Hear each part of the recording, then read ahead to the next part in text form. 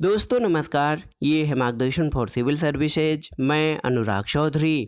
दोस्तों घटना चक्र सामान्य अध्ययन पूर्वावलोकन श्रृंखला के अंतर्गत इस वीडियो में प्रस्तुत है पर्यावरण एवं पारिस्थितिकी से संबंधित महत्वपूर्ण प्रश्न जो आपके आगामी परीक्षाओं के लिए बहुत ही उपयोगी है।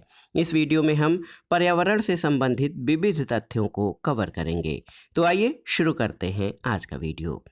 पहला प्रश्न है दोस्तों, जयपुर के जंतर मंतर को यूनेस्को द्वारा विश्व धरोहर का दर्जा घोषित होने के साथ भारत में अगस्त 2010 तक कितने स्थलों को ये दर्जा प्राप्त हुआ था?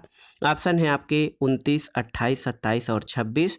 तो सही उत्तर है 28। दोस्तों आप जानते हैं कि ये प्रश्न पुराना हो चुका है। 2010 तक के आंकड़े पूछ रहा है जब जयपुर का जंतर मंतर यूनेस्को की विश्व धरोहर सूची में शामिल हुआ था तो कुल स्थल 28 हुए थे। लेकिन वर्तमान में अगर जो देखें तो 2012 में पश्चिमी घाट को इसमें शामिल करने पर ये संख्या 29 हुई। राजस्थान की अरावली पहाड़ियों पर निर्मित 6 पहाड़ी किलों चित्तौड़गढ़ किला, कुंभलगढ़, रणथंभौर, जैसलमेर किला, आमेर किला और गागरोन किला को 2013 में यूनेस्को की विश्व धरोहर सूची में शामिल करने के बाद इनकी संख्या 30 हुई थी। 2014 में रानी की वाव गुजरात और ग्रेट हिमालयन नेशनल पार्क को विश्व धरोहर सूची या विश्व धरोहर का दर्जा दिया गया, तब ये संख्या 32 हुई। इसके बाद नालंदा महाविहार, कंचनजंगा नेशनल पार्क और ली कार्बूजिए के वास्तुशिल्प कार्य को कैपिटल कॉम्प्लेक्स चंडीगढ़ को 2016 में इस सूची में जोड़ने पर ये 35 हुई। 2017 में ऐतिहासिक शहर अहमदाबाद को शामिल किया गया। 2018 में मुंबई स्थित विक्टोरियन गोथिक और आर्ट डेको इमारतों के समूह को इसमें शामिल किया गया। 2019 में जयपुर को इस सूची में शामिल किया गया और 2021 में 2 नए स्थल रामप्पा मंदिर और सैंधव स्थल धौलावीरा को शामिल करने से वर्तमान में भारत में विश्व धरोहर स्थलों की संख्या 40 हो गई है, याद रखिएगा। अगला प्रश्न है दोस्तों, यूनेस्को की विश्व विरासत सूची में हाल में शामिल की गई इमारत कौन सी है? तो ये है महाबोधि मंदिर। और ये देखिए प्रश्न पुराना है। कोणार्क सूर्य मंदिर 1984 में, महाबोधि मंदिर 2002 में यूनेस्को की विश्व विरासत सूची में शामिल किए गए थे। अगला प्रश्न है, निम्नलिखित में से कौन सा भारत के लिए राज्य में मौजूद एकमात्र यूनेस्को विश्व धरोहर स्थल है? ऑप्शन है देखिए महाबोधि विहार, नालंदा में बौद्ध मठ, विक्रमशिला मठ का प्राचीन स्थल, शेरशाह सूरी का मकबरा या इनमें से कोई नहीं। तो उपर्युक्त में से एक से अधिक। दोस्तों यूनेस्को की विश्व धरोहर सूची में बिहार का नालंदा महाविहार पुरातात्विक स्थल वर्ष 2016 में और महाबोधि मंदिर या महाबोधि विहार 2002 में शामिल किया गया है। तो बिहार से महाबोधि विहार और जो नालंदा है, इसको नालंदा के महाविहार को दोस्तों यूनेस्को की विश्व धरोहर सूची में शामिल किया गया है। अगला प्रश्न है, विश्व धरोहर समिति द्वारा इसके किस शहर में संपन्न 43वें सत्र में जयपुर को विश्व धरोहर स्थल के रूप में सूचीबद्ध किया गया था? तो उत्तर है बाकू, अजरबैजान में। आप जान लीजिए दोस्तों कि यूनेस्को विश्व धरोहर समिति का 43वां सत्र 30 जून से 10 जुलाई 2019 के मध्य रिपब्लिक ऑफ अजरबैजान की राजधानी बाकू में आयोजित हुआ था और इसी सत्र में जयपुर को विश्व धरोहर स्थल के रूप में सूचीबद्ध किया गया था। 2020 में चीन के फुजियान प्रांत में प्रस्तावित यूनेस्को की विश्व धरोहर समिति का 44वां सत्र कोविड-19 के कारण स्थगित कर दिया गया था और जुलाई 2021 में इस सत्र का पुनः आयोजन चीन के फुजियान प्रांत में किया गया और इसमें तेलंगाना के काकतीय रुद्रेश्वर मंदिर और गुजरात के धौलावीरा को विश्व धरोहर स्थल में शामिल किया गया। इसके साथ ही भारत के कुल विश्व धरोहर स्थलों की संख्या 40 हो गई है, जिनमें 32 सांस्कृतिक स्थल और 7 प्राकृतिक स्थल तथा 1 मिश्रित स्थल है। अगला प्रश्न है दोस्तों, निम्नलिखित युग्मों में से कौन सा एक सही सुमेलित नहीं है, आपको बताना है। तो एपिको आंदोलन पी हेगड़े सही है, चिपको आंदोलन सुंदरलाल बहुगुणा सही है, नर्मदा बचाओ आंदोलन मेधा पाटेकर सही है, शांत घाटी आंदोलन बाबा आमटे ये आपका सही नहीं है क्योंकि बाबा आमटे वन्य जीव संरक्षण और नर्मदा बचाओ आंदोलन से जुड़े थे। शांत घाटी आंदोलन के संदर्भ में डॉक्टर सलीम अली का नाम आता है। तो याद रखिएगा दोस्तों, बाबा आमटे नर्मदा बचाओ आंदोलन से जुड़े थे। अगला प्रश्न है, मेधा पाटेकर का नाम किस आंदोलन के साथ जुड़ा हुआ है, आपको बताना है। तो सही उत्तर है दोस्तों मेधा पाटेकर, नर्मदा बचाओ आंदोलन से संबंधित हैं। अगला प्रश्न है, भारत में रैली फॉर वैली प्रोग्राम का आयोजन निम्न में से किस एक समस्या को उजागर करने के लिए किया गया था? ऑप्शन है पर्यावरण विकृति, जैव विविधता, विस्थापितों के पुनर्वास की समस्या या फिर कृषि भूमि की क्षति। तो सही उत्तर है रैली फॉर वैली। ये विस्थापितों के पुनर्वास की समस्या को उजागर करने के लिए इसका आयोजन किया गया था। और आप जान लीजिए, रैली फॉर वैली प्रोग्राम का आयोजन नर्मदा नदी घाटी में विस्थापन की समस्या से जूझ रहे विस्थापितों के पुनर्वास से संबंधित था। अगला प्रश्न है दोस्तों, निम्न में से कौन मानव जनित जीवों का एक उदाहरण है? देखिए, जल तंत्र, घास का मैदान, वर्षा वन या फसली भूमि। तो सही उत्तर क्या हो जाएगा? फसली भूमि। दोस्तों, जल तंत्र, घास का मैदान और वर्षा वन प्राकृतिक जीवों के उदाहरण हैं, जबकि फसली भूमि मानव जनित जीवों का उदाहरण है। अगला प्रश्न है दोस्तों, डायनासोर जीवाश्म राष्ट्रीय पार्क की स्थापना किस जिले में की गई है या की जा रही है? ऑप्शन देखिए, बालाघाट, मंदसौर, धार और मंडला। तो सही उत्तर है धार जिले में। दोस्तों, मध्य प्रदेश वन्य जीव बोर्ड की अनुशंसा के आधार पर मध्य प्रदेश सरकार द्वारा धार जिले में डायनासोर जीवाश्म राष्ट्रीय पार्क की स्थापना की गई है और ये पार्क धार वन डिवीजन में स्थित बाघ गुफाओं के निकट 89.740 हेक्टेयर क्षेत्र में विस्तृत है। और उल्लेखनीय है कि धार जिले के बाघ के निकट 2006 में डायनासोर के 100 से अधिक अंडे प्राप्त हुए थे, जिनके 6.5 करोड़ से 7 करोड़ वर्ष पुराने होने का अनुमान है। अगला प्रश्न है, सूची 1 को सूची 2 के साथ सुमेलित कीजिए और दिए गए कूट से सही उत्तर का चयन करिए। देखिए, असम, तो असम में कौन सा राष्ट्रीय उद्यान है, इसको मिलान करना है।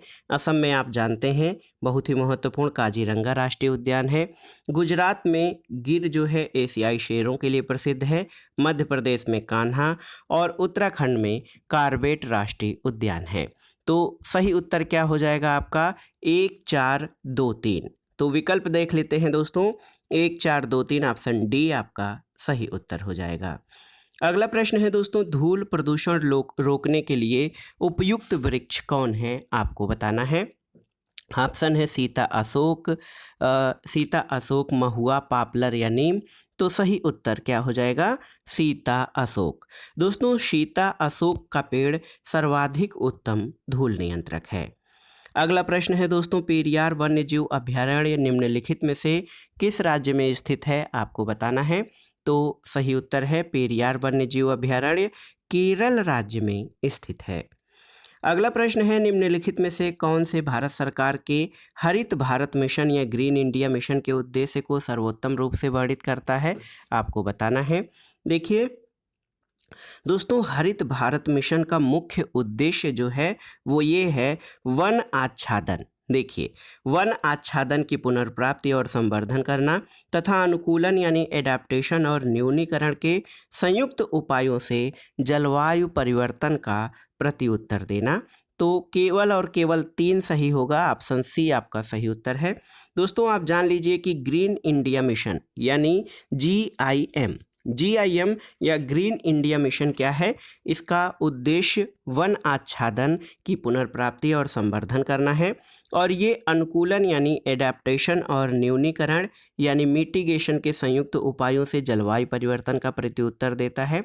इसकी प्रमुख विशेषताओं में गैर वन वाली भूमि पर 50 लाख हेक्टेयर वनों के पेड़ों को बढ़ाना और 50 लाख हेक्टेयर वन क्षेत्र की गुणवत्ता को सुधारना है।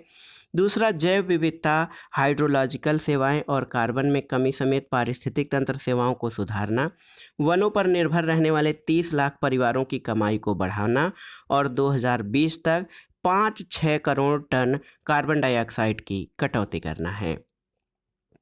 अगला प्रश्न है दोस्तों, प्राकृतिक आपदा ह्रासीकरण का अंतर्राष्ट्रीय दशक माना जाता है। तो आप जान लीजिए 1900, याद रखिएगा 1990 से 1999। दोस्तों, यहाँ पर विकल्प में तो नहीं है, याद रखिएगा 1990 से 1999 को प्राकृतिक आपदा ह्रासीकरण का अंतर्राष्ट्रीय दशक माना जाता है। अगला प्रश्न है दोस्तों, आपदा प्रबंधन एक्ट बनाया गया था कब, आपको बताना है। ऑप्शन है 2006, 2003, 2005 या 2009 में। तो सही उत्तर याद रखिएगा 2005 में। दोस्तों, आपदा प्रबंधन अधिनियम 2005 या डिजास्टर एक्ट 2005 वर्ष 2005 में गठित किया गया, जो 23 दिसंबर 2005 को अधिनियमित किया गया था। और इस अधिनियम में आपदा को किसी क्षेत्र में घटित एक महाविपत्ति, दुर्घटना, संकट या गंभीर घटना के रूप में परिभाषित किया गया, जो प्राकृतिक या मानवकृत कारणों या दुर्घटना या लापरवाही का परिणाम हो और जिससे बड़े स्तर पर जान की क्षति या मानव पीड़ा, पर्यावरण की हानि और विनाश हो, और जिसकी प्रकृति या परिमाण प्रभावित क्षेत्र में रहने वाले मानव समुदाय की सहन क्षमता से परे हो। अगला प्रश्न है, राष्ट्रीय आपदा प्रबंधन प्राधिकरण का गठन कब किया गया था? तो सही उत्तर है 2005 में। दोस्तों, राष्ट्रीय आपदा प्रबंधन प्राधिकरण यानी नेशनल डिजास्टर मैनेजमेंट अथॉरिटी का गठन दोस्तों 2005 में किया गया था। अगला प्रश्न है, जिला आपदा प्रबंधन प्राधिकरण यानी DDM में, डिस्ट्रिक्ट डिजास्टर मैनेजमेंट अथॉरिटी का जो नेतृत्व है वो कौन करता है? तो ऑप्शन देखिए, जिला दंडाधिकारी, जिला समाहर्ता, इनमें से कोई भी एक या इनमें से कोई नहीं। तो सही उत्तर है इनमें से कोई भी एक। और आप जान लीजिए दोस्तों, जिला आपदा प्रबंधन अधिकारी जो होता है इसका नेतृत्व जिला दंडाधिकारी यानी डिस्ट्रिक्ट मजिस्ट्रेट या जिला समाहर्ता डिस्ट्रिक्ट कलेक्ट्रेट करता है। यानी जिलाधिकारी जो है वो जिला आपदा प्रबंधन अधिकरण का जो है प्रमुख होता है। अगला प्रश्न है दोस्तों, national centre for disaster management यानी NCDM कहाँ पर स्थित है? तो उत्तर है नई दिल्ली में। National centre for disaster management का नई दिल्ली में जो है इसकी स्थापना 1995 में हुई थी। तो याद रखिएगा, national centre for disaster management की स्थापना 1995 में नई दिल्ली में हुई थी। अगला प्रश्न है कि आपदा प्रबंधन के ज्ञान सह प्रदर्शन केंद्र यानी सृजन का मुख्य कार्य क्या है? ऑप्शन देखिए, ज्ञान सह प्रदर्शन केंद्र, जागरूकता फैलाना, स्थानीय आवश्यकता के आधार पर जानकारी देना या इनमें से सभी? तो सही उत्तर है इनमें से सभी। दोस्तों, आप जान लीजिए कि ये सभी कार्य आपदा प्रबंधन के ज्ञान सह प्रदर्शन केंद्र के प्रमुख कार्यों में शामिल हैं। अगला प्रश्न है दोस्तों, आपदा प्रबंधन अधिनियम 2005 की कौन धारा राज्य के राज्यपाल को राज्य में राज्य आपदा प्रबंधन प्राधिकरण यानी SDMA की स्थापना करने की शक्ति देता है? तो सही उत्तर हो जाएगा धारा 14(1). याद रखिएगा दोस्तों, आपदा प्रबंधन अधिनियम 2005 की धारा 14(1) राज्य के राज्यपाल को राज्य में राज्य आपदा प्रबंधन प्राधिकरण की स्थापना करने की शक्ति देता है। अगला प्रश्न है, निम्न में से कौन सा कथन सही है? पहला है, प्राकृतिक आपदाएं सर्वाधिक क्षति विकासशील देशों में करती हैं। और दूसरा है भोपाल गैस त्रासदी मानव निर्मित थी, भारत आपदा युक्त देश है, और मैंग्रोव चक्रवातों का प्रभाव कम करते हैं। तो इसमें से कौन सा सही है? देखिए, 1, 2 और 4 बहुत ही महत्वपूर्ण प्रश्न है। 1, 2 और 4 आपका सही है, ऑप्शन सी सही उत्तर हो जाएगा। और आप जान लीजिए दोस्तों, प्राकृतिक आपदाओं के कारण सर्वाधिक क्षति विकासशील देशों में होती है। भोपाल गैस त्रासदी मानवीय चूक का परिणाम थी। 3 दिसंबर 1984 को प्रातः भोपाल की यूनियन कार्बाइड इंडिया लिमिटेड के कीटनाशक प्लांट में मेथिल आइसोसाइनेट गैस का रिसाव हुआ था, जिसके कारण हजारों लोगों की मृत्यु हो गई थी। इसके अलावा मैंग्रोव अपनी मजबूत और फैली हुई जड़ों के कारण चक्रवातों के प्रभाव को कम करते हैं। दोस्तों, भारत जो है वो प्राकृतिक आपदाओं के लिए बेहद संवेदनशील या सुभेद्य देश है, और भारत को विश्व के 10 सर्वाधिक आपदा प्रवण देशों में से एक घोषित किया गया है। और कथन में कहा गया है कि भारत आपदा युक्त देश है, जो कि सत्य प्रतीत होता है। हालांकि इस प्रश्न के अंग्रेजी संस्करण में India is a disaster free यानी आपदा मुक्त है, जो कि असत्य है। तो प्रश्न के अंग्रेजी संस्करण के अनुसार 1, 2, 4 सही हैं, जबकि कथन 3 असत्य है। और लोक सेवा आयोग ने इस प्रश्न को मूल्यांकन से बाहर किया था। अगला प्रश्न है, निम्न में से कौन सा आपदा के बाद का उपाय है?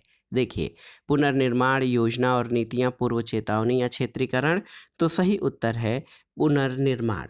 आप जान लीजिए दोस्तों, पुनर्निर्माण या रिकंस्ट्रक्शन जो है ये आपदा के बाद का उपाय है। इसे इस चित्र के माध्यम से समझा जा सकता है कि आपदा के पूर्व प्रिवेंशन, मिटिगेशन और प्रिपेयर्डनेस जो है देखा जाता है, लेकिन आपदा के बाद रिस्पांस, रिकवरी और रिकंस्ट्रक्शन को शामिल किया जाता है। अगला प्रश्न है दोस्तों, निम्नलिखित में से किसे मेगा डाइवर्स देश के रूप में जाना जाता है? न्यूजीलैंड, ऑस्ट्रेलिया, नेपाल और ऑस्ट्रिया। तो सही उत्तर हो जाएगा ऑस्ट्रेलिया। दोस्तों, मेगा डाइवर्स ऐसे देशों का समूह है जहां पृथ्वी की अधिकांश प्रजातियां पाई जाती हैं, इसलिए इन देशों को अत्यधिक जैव विविध माना जाता है। पर्यावरण से संबंधित अमेरिकी गैर लाभकारी संस्था कंजर्वेशन इंटरनेशनल ने 1998 में 17 मेगा डाइवर्स देश की पहचान की, जिसमें ऑस्ट्रेलिया, चीन, दक्षिण अफ्रीका, अमेरिका और भारत शामिल हैं। अगला प्रश्न है, निम्नलिखित में से कौन सदाबहार फल वृक्ष है? सेब, बादाम, आड़ू या फिर लोकाट। तो सही उत्तर है लोकाट। लोकाट एक सदाबहार फल वृक्ष है। जापान में लोकाट का अत्यधिक उत्पादन होता है। अगले प्रश्न पर आते हैं दोस्तों, मौसम अनुश्रवण युक्ति सोडार स्थापित है कहाँ पर? ऑप्शन देखिए, जयपुर, कटक, चंडीगढ़ या कैगा और कलपक्कम में। तो सही उत्तर है मौसम अनुश्रवण युक्ति सोडार कैगा और कलपक्कम में स्थित है। आप जान लीजिए, भारत में मौसम अनुश्रवण युक्ति सोडार कैगा कर्नाटक, कलपक्कम तमिलनाडु और तारापुर तथा ट्राम्बे महाराष्ट्र में स्थित है। अगला प्रश्न है दोस्तों, देश में विंटर लाइन की प्राकृतिक परिघटना किस नगर में दृश्यमान होती है? ऑप्शन देखिए, शिमला, दार्जिलिंग, मसूरी और नैनीताल। तो सही उत्तर है मसूरी, उत्तराखंड में। देश में विंटर लाइन की प्राकृतिक परिघटना मसूरी में दृश्यमान होती है।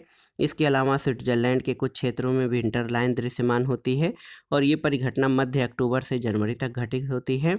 इसमें शाम के समय सूर्य के अस्त होने पर ये दृश्यमान होती है और विंटर लाइन में पीला, लाल, नारंगी, बैंगनी और चमकीले लाल रंगों का मिश्रण होता है।